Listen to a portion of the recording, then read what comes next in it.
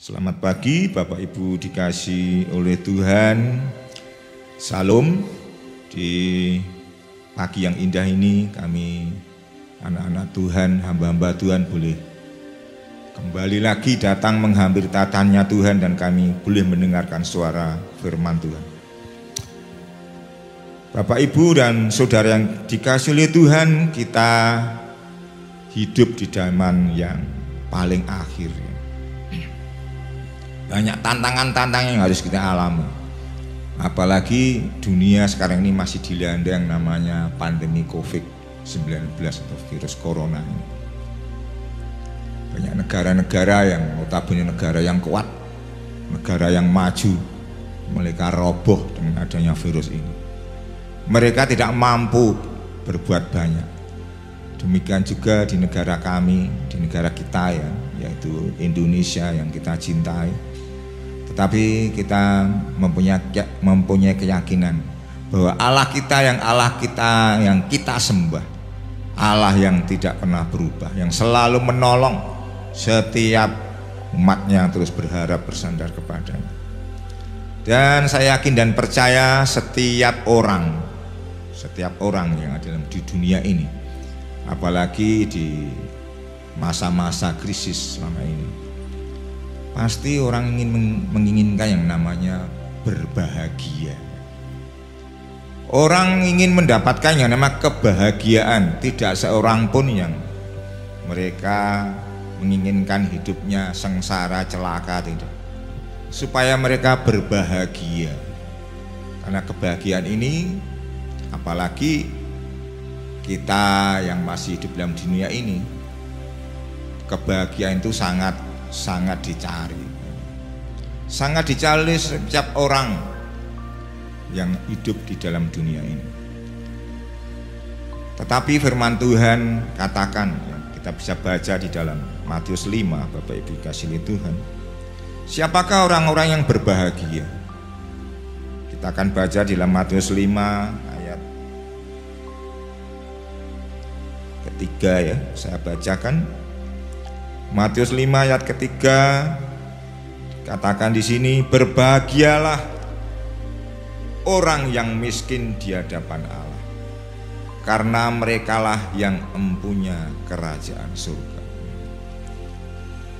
Sedang pasti apa yang hidup di dunia ini menginginkan kalau nanti meninggal pasti tidak masuk di dalam katakanlah api neraka, tapi hidup menikmati kesukaan yang ada di dalam kerajaan Allah, yaitu kerajaan surga yang mulia.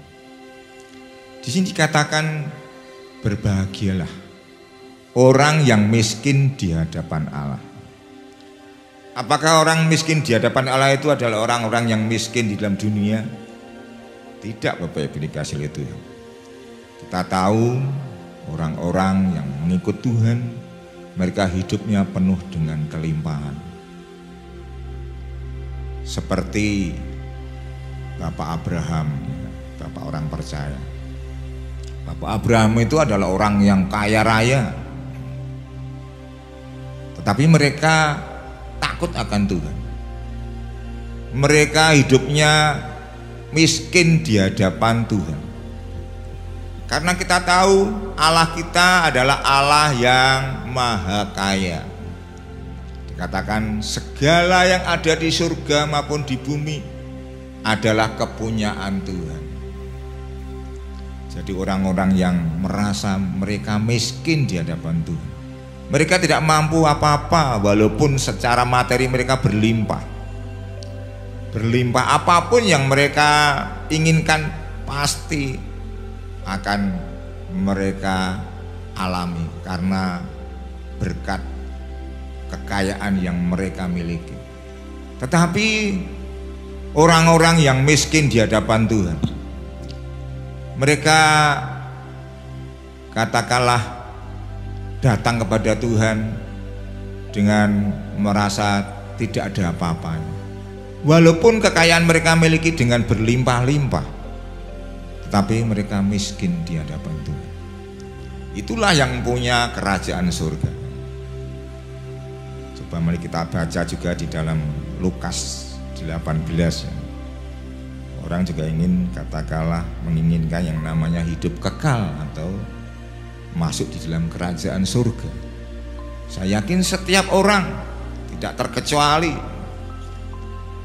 kalau kita tanya pasti, kalau meninggal, kamu mati itu ingin hidup masuk neraka atau masuk surga, pasti mereka akan masuk surga. Menginginkan masuk surga walaupun dia adalah seorang penjahat sekalipun. Kita baca di dalam Lukas, Lukas pasal 18. Lukas pasal 18 mulai ayat 18. Judulnya orang kaya sukar masuk dalam kerajaan Allah. Kenapa orang kaya sukar masuk dalam kerajaan surga? Saya bacakan. Ada seorang pemimpin bertanya kepada Tuhan Yesus, katanya, "Guru yang baik, apa yang harus aku perbuat untuk memperoleh hidup yang kekal?" Jawab Tuhan Yesus, "Mengapa kau katakan aku baik? Tak seorang pun yang baik selain daripada Allah saja. Engkau tentu mengetahui segala perintah Allah. Jangan berzina, jangan membunuh, jangan mencuri, jangan mengucapkan saksi dusta, hormatilah ayahmu dan ibumu." Kata orang itu, "Semuanya itu telah kuturuti sejak masa mudaku." Mendengar itu, Tuhan Yesus berkata kepadanya, "Masih tinggal satu hal lagi yang harus kau lakukan. Jualah segala yang kau miliki dan bagi-bagikanlah itu kepada orang-orang miskin, maka engkau akan beroleh harta di surga. Kemudian datanglah kemari dan ikutlah aku." Ketika orang itu mendengar perkataan itu, ia menjadi amat sedih, sebab ia sangat kaya. Lalu Tuhan Yesus memandang dia dan berkata, "Alangkah sukarnya orang yang beruang masuk ke dalam kerajaan Allah. Sebab lebih mudah seekor unta masuk melalui lubang jarum daripada seorang kaya masuk ke dalam kerajaan Allah." Dan mereka yang mendengar itu berkata, "Jika demikian, siapakah yang dapat diselamatkan?"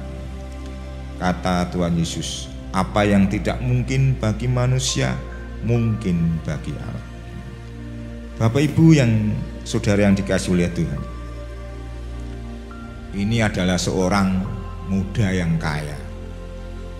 Orang ini adalah orang Yahudi, mereka seorang pemimpin, pemimpin kepala di sinagoge.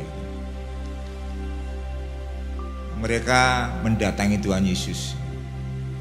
Mereka mendatangi Tuhan Yesus berkata, "Guru yang baik." Tuhan Yesus menjawab, "Mengapa engkau mengatakan aku baik? Hanya Allah saja yang baik." Pemuda ini berkata, bagaimana caranya mendapatkan kehidupan yang kekal. Istilah masuk dalam kerajaan surga itu bagaimana caranya? Tuhan Yesus mengatakan ada beberapa hukum yang harus kau lakukan.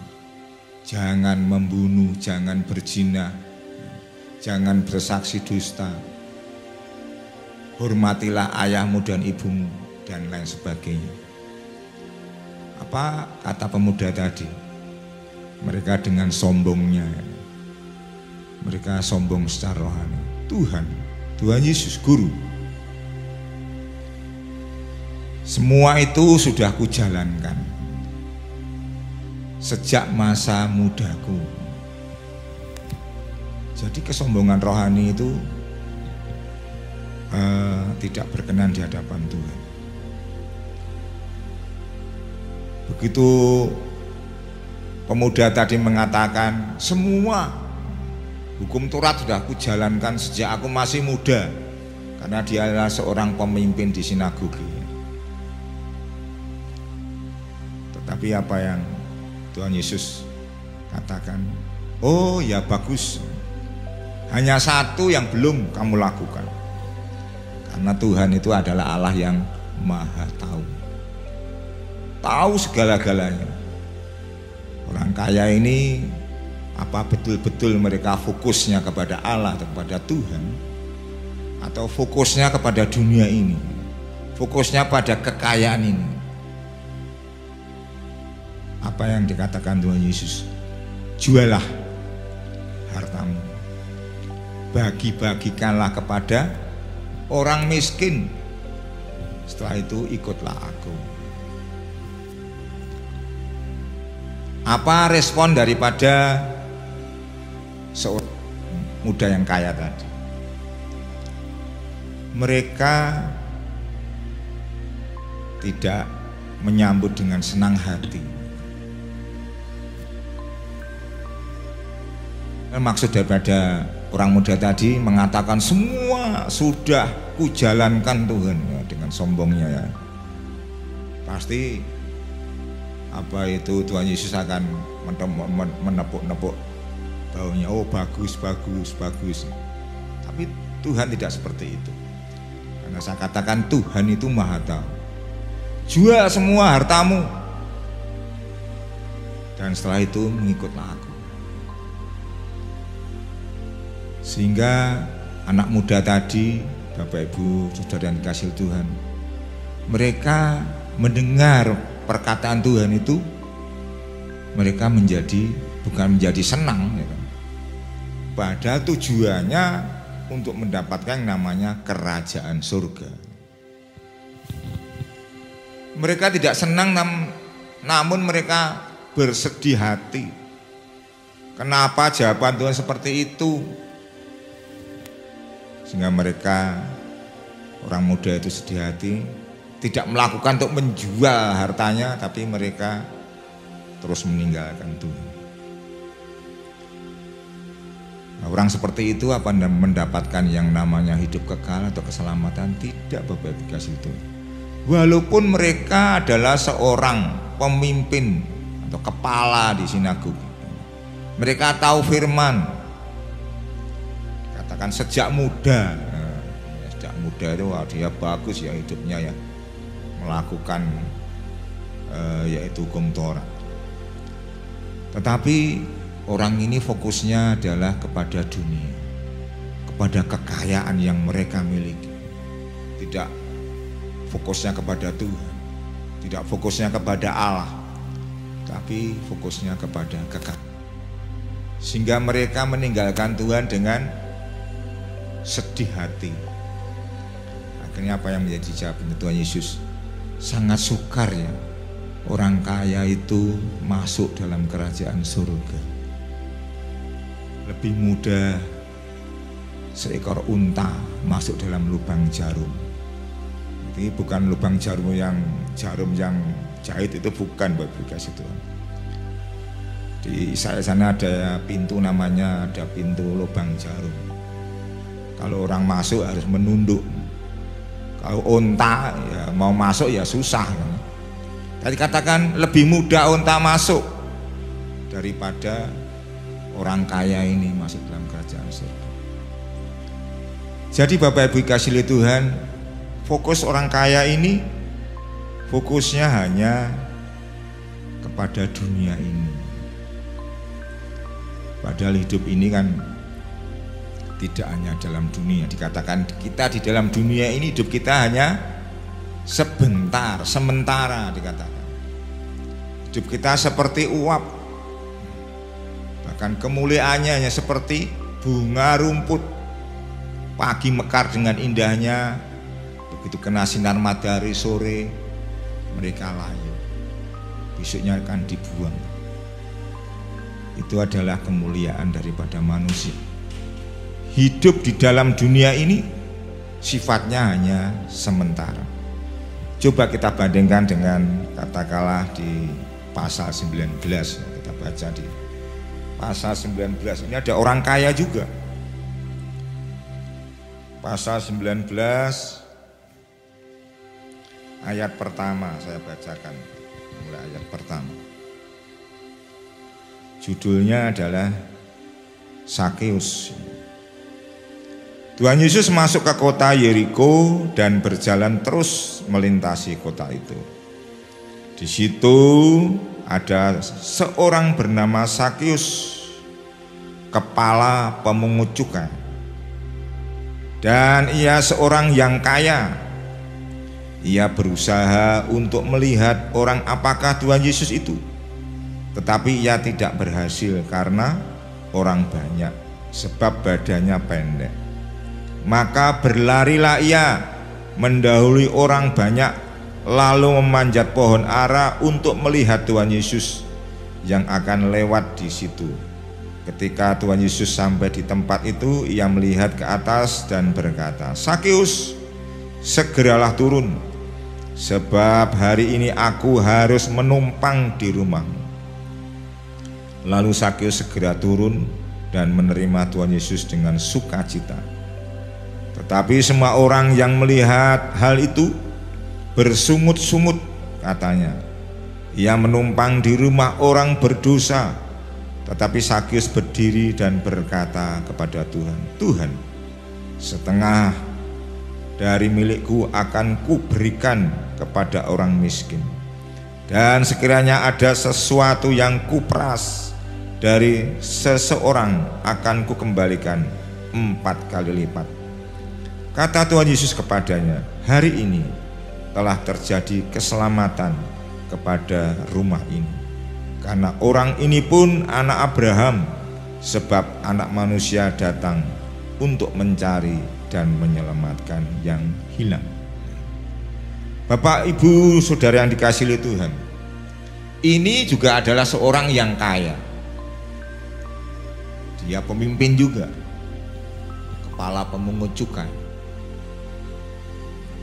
Kalau di yang namanya orang muda yang kaya tadi adalah seorang pemimpin di sinagoge, disenangi oleh orang-orang, wah mereka orang benar, mereka orang baik.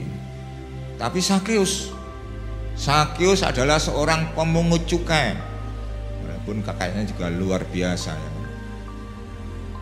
Pemungut cukai itu kerjanya memunguti, yaitu cukai-cukai, memunguti uang-uang dari rakyat. Dan Sakeus ini sangat dibenci oleh orang Yahudi, Bapak kasih Tuhan. Karena mereka, katakanlah Sakeus ini juga bersekongkol dengan pemerintah Roma sebagai pengkhianat bangsa. Tapi Sakeus, walaupun dia seorang berdosa, mereka dibenci. Tetapi pandangan daripada Sakeus, mereka pandangannya hanya kepada fokusnya yang kepada, bukan kepada harta mereka. Ada kerinduan yang sungguh luar biasa dari Sakeus. Secara fisik Sakeus itu orangnya pendek. Padahal waktu Tuhan Yesus, kalau Tuhan Yesus melayani itu ribuan orang berbondong-bondong mengikutinya. Sehingga Sakeus waktu itu mendengar ada suara apa itu? Oh, Tuhan Yesus mau lewat sini. Sehingga Sakeus dia mendahului untuk memanjat yang namanya pohon. Sakeus dia merendahkan hati mereka. Mereka tidak malu, walaupun dia seorang kepala pemungut cukai. Mereka memanjat pohon. Untuk apa? Ada kerinduan. Kerinduan untuk apa? Untuk melihat orang apakah ini Tuhan Yesus ini. Karena ada kabar bahwa Tuhan Yesus itu dalam pelayanannya, orang yang sakit apapun yang mereka derita sakit pasti disembuhkan. Bahkan orang mati pun dibangkitkan. Orang kerasukan setan dibebaskan. banyak tanda-tanda mujizat yang didengar oleh seluruh rakyat ada di situ. Sakeus mendengar itu sehingga ingin merindukan mereka, ingin bertemu. Ada kerinduan hati mereka untuk bertemu dengan Tuhan. Tidak seperti katakanlah pemuda yang kaya tadi, yang sombong rohani. Mereka melakukan semuanya. Tetapi apa yang terjadi? Mereka suruh menjual hartanya, mereka tidak mau. Bahkan mereka malah bersedih hati meninggalkan Tuhan. Sehingga apa dikatakan oleh Tuhan, seorang kaya ini ya kan, sangat sukar untuk masuk dalam kerajaan surga. Maka di dalam Matius 5 tadi dikatakan, berbahagialah orang yang miskin di hadapan Tuhan. Dia merasa miskin walaupun dia adalah seorang yang kaya ya kan? Mereka merasa miskin. Itulah orang-orang yang mempunyai yaitu kerajaan surga. Demikian juga Sakeus. Sakeus adalah orang yang berdosa. Kita dulu adalah orang-orang yang berdosa, Bapak Ibu Saudara yang dikasihi oleh Tuhan. Kita seharusnya mendapatkan yang namanya kutuk, bukan mendapatkan berkat. Tetapi oleh kasih karunia Tuhan, kita boleh mendapatkan yang namanya anugerah. Anugerah keselamatan, anugerah hidup yang kekal. Asal kita apa? Setia, setia dan setia. Sakeus ini adalah orang yang ada kerinduan untuk mencari Tuhan. Kita di sini kan termasuk orang-orang yang rindu ya, datang kepada Tuhan. Saya yakin dan percaya banyak pekerjaan-pekerjaan yang harus diselesaikan, tetapi meluangkan waktu untuk datang menghampiri Tuhan itu adalah suatu hal yang baik. Karena kita tahu kita adalah manusia yang lemah, tak berdaya. Kita perlu yang namanya kekuatan dari Tuhan. Hanya dekat kepada Tuhan kita akan mendapatkan kekuatan. Sakeus mereka mencari Tuhan. Walaupun badannya pendek secara tubuh sangat terbatas, nggak mungkin bisa melihat Tuhan. Orangnya tinggi-tinggi, ribuan orang. Makanya dia tidak kurang akal. Mencari caranya gimana bisa melihat Tuhan. Akhirnya dia memanjat pohon. Yang namanya memanjat pohon pasti dia dengan susah ya namanya, apalagi badannya gemuk pendek ya. Tapi mereka penuh dengan semangat karena ada kerinduan apa? Untuk melihat Tuhan, untuk melihat Tuhan. Hanya ingin untuk melihat saja sebenarnya. Mereka terus menaikin pohon. Apa yang terjadi? Apakah Tuhan Yesus tidak melihat Sakeus naik dalam pohon? Saya yakin dan percaya Tuhan tahu. Tuhan tahu kerinduannya Sakeus. Walaupun Sakeus adalah orang yang berdosa. Begitu Tuhan Yesus lewat dekat dengan pohon tadi yang dinaiki oleh Sakeus, makanya Tuhan Yesus berhenti dan berkata, "Hei Sakeus, turunlah." Kok ya katakanlah Sakeus, loh, kok Tuhan tahu nama saya? Karena Tuhan kita Yesus Kristus adalah Allah yang Maha Tahu. Tahu tidak hanya namanya saja, tapi dalam hatinya, kerinduan mereka pun Tuhan sangat tahu. Sehingga dikatakan, "Aku mau menumpang di rumahmu." Begitu menumpang di rumahnya Sakeus, banyak orang-orang Yahudi yang mereka mencela. Orang ini masuk dalam orang yang berdosa, makan dan minum dengan orang-orang yang berdosa. Orang-orang Yahudi adalah orang-orang yang sombong rohani, seperti orang muda yang kaya tadi. Apa yang terjadi Bapak Ibu dikasihi Tuhan? Begitu Tuhan Yesus masuk di dalam rumahnya Sakius, Sakius berkata kepada Tuhan, Tuhan, dia adalah orang yang sangat kaya loh itu. Separuh dari hartaku ini, milikku nih, saya bagi-bagikan pada orang miskin. Tidak seperti apa itu orang kaya yang muda tadi. Disuruh Tuhan, kalau Sakius itu tidak disuruh loh. Sakius itu dengan kerelaannya sendiri.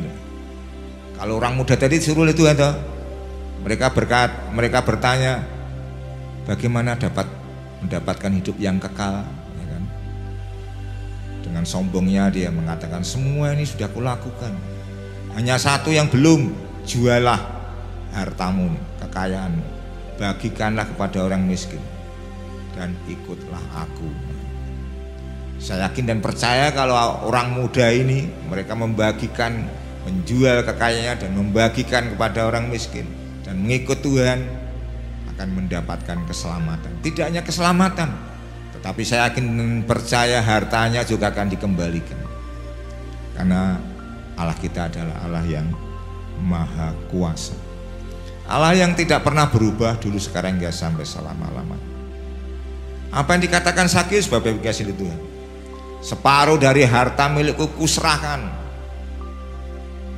saya bagi-bagikan kepada orang miskin. Dan apabila ada orang-orang yang kuperas, akan kembalikan. Tidak hanya katakanlah kembalikan kalau dia memeras apa itu 1000 kembali 1000, tapi 4 kali lipat. Dia dengan rela, ya kan? Dia pandangannya tidak kepada harta, tidak kepada dunia ini, tetapi pandangannya, fokusnya hanya kepada Tuhan Yesus Kristus, kepada Allah yang hidup. Sehingga apa yang dikatakan oleh Tuhan Yesus, walaupun orang ini orang berdosa, pada hari ini, ya kan, datang keselamatan di rumah ini. Orang ini adalah termasuk anak-anak Abraham, orang yang percaya. Dikatakan di dalam ayat yang ke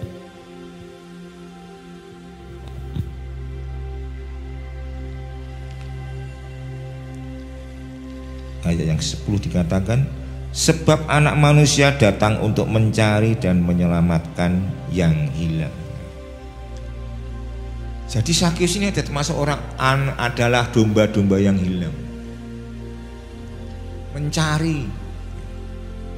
Mereka sadar Sakius itu, sehingga apa yang diperbuat oleh Sakius mendatangkan apa? Mendatangkan keselamatan bagi diri dan keluarga. Dan orang muda yang kaya tadi,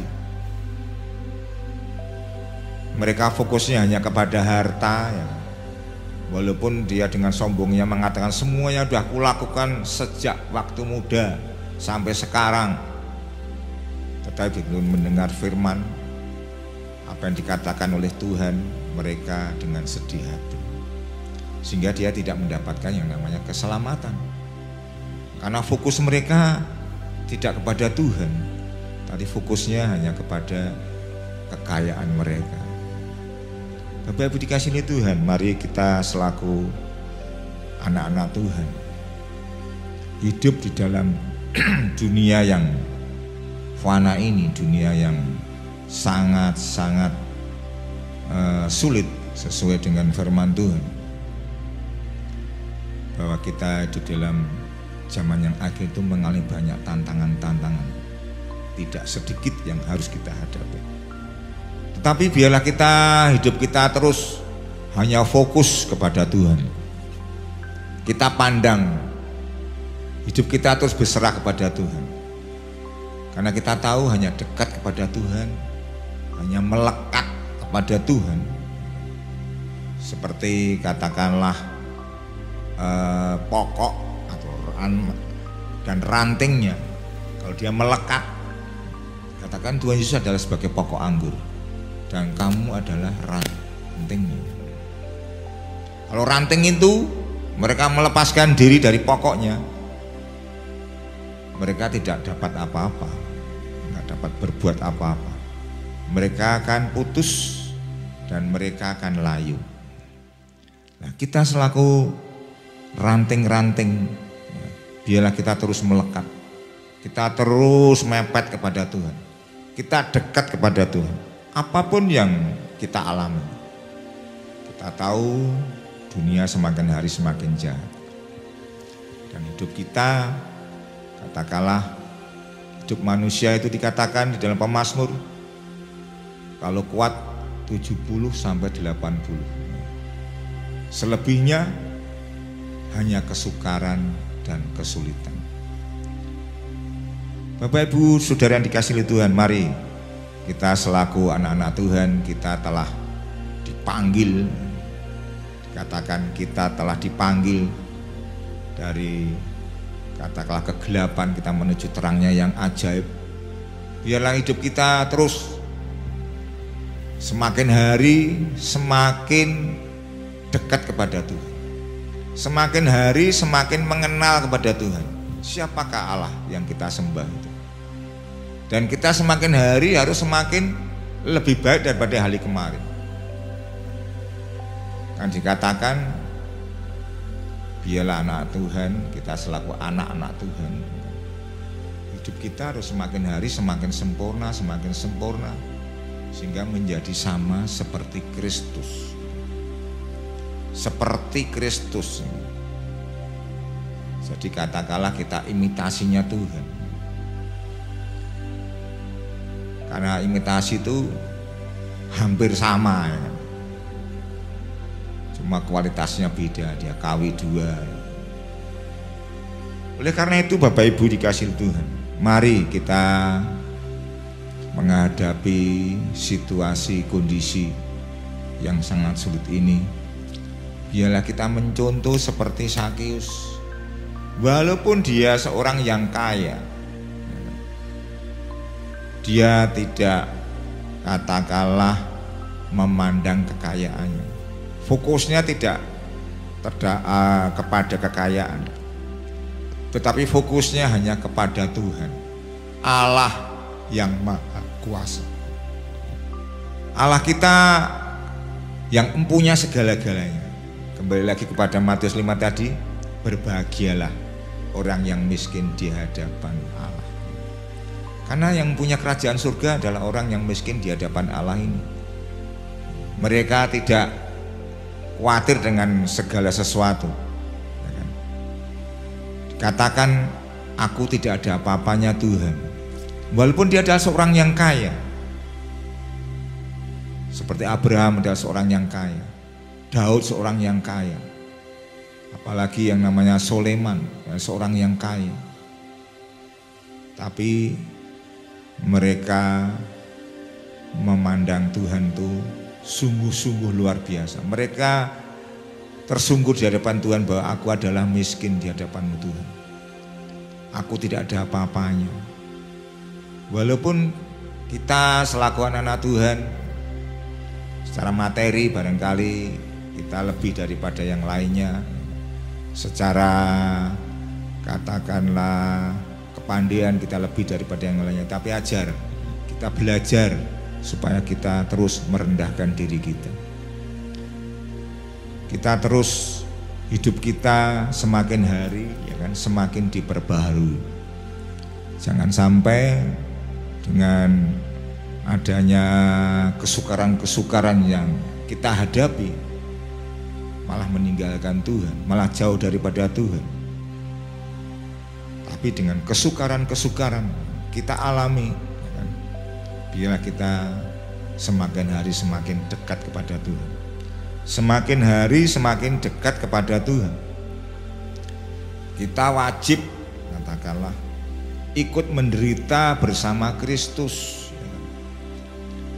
Walaupun banyak tantangan yang kita alami, tapi kita terus lebih lagi untuk datang kepada Tuhan, untuk lebih lagi memperbaharui kehidupan kita. Kadang-kadang kita jatuh, tapi kita bangkit kembali. Dikatakan di dalam surat Petrus pun dikatakan, hendaklah kamu kudus dalam seluruh hidupmu.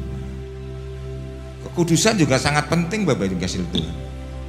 Tanpa kekudusan kita tidak bisa. Dikatakan di dalam Matius 5 pun dikatakan, hendaklah kamu kudus, hendaklah kamu suci. Orang yang suci itu dapat melihat Tuhan. Tanpa kekudusan kita tidak dapat datang kepada Tuhan. Nah, dikatakan di dalam perjanjian lama, di dalam tabernakel, orang yang masuk dalam ruangan Maha Kudus hanya satu orang imam besar, dan setahun sekali mereka datang. Kalau imam besar itu mereka datang, ya, masuk dalam ruang Maha Kudus, mereka tidak kudus hidupnya, mereka akan mati. Karena Allah kita adalah Allah yang Maha Kudus. Mari Bapak Ibu saudara yang dikasihi Tuhan, biarlah kita di dunia ini yang notabene hidupnya yang sementara, biarlah kita terus hidup kita semakin hari semakin berkenan di hadapan Tuhan. Kita pandang fokus kita hanya kepada Tuhan, Tuhan Yesus Kristus. Seperti Sakeus tadi, fokusnya hanya kepada Tuhan, bukan kepada kekayaan. Kalau kita fokus kita kepada Tuhan, saya yakin dan percaya apapun menjadi setiap masalah-masalah, pergumulan-pergumulan, kalau kita pandang kepada Tuhan, dan Tuhan pasti akan campur tangan di dalam permasalahan kita. Kalau Tuhan bekerja dalam hidup kita, dikatakan bagi Tuhan tidak ada sesuatu yang mustahil.